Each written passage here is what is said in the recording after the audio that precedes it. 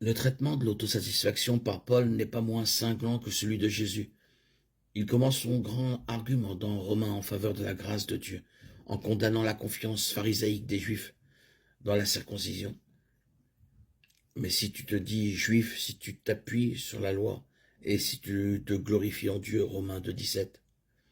Il poursuit dans le chapitre 10 en disant que les Juifs ont essayé d'être acceptés par Dieu en se basant sur leur propre justice, démontrant ainsi leur ignorance de la véritable justice de Dieu.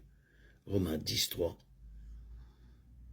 Car ignorant la justice de Dieu et cherchant à établir leur propre justice, ils ne se sont pas soumis à la justice de Dieu. Sa conclusion est que le Christ est la fin de la loi pour la justice et non l'homme. La lettre de Paul à l'église de Galatie aborde également cette question.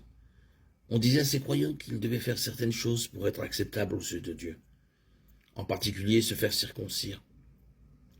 Paul va jusqu'à dire qu'il s'agit d'un autre évangile et qualifie de maudits ceux qui le prônent. Galates 1, 8, 9.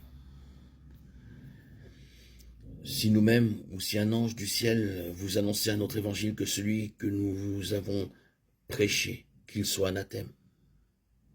Plus révélateur encore, il dit à ses lecteurs que si la justice pouvait venir de leur propre action, alors Jésus est mort sans raison.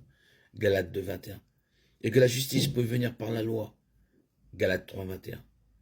La conclusion de Paul à propos des croyants de Galatie était qu'ils avaient été insensés dans leur tentative d'être rendus parfaits par la chair. Galates 3, 1. Ô Galates insensés, qui vous a ensorcelé?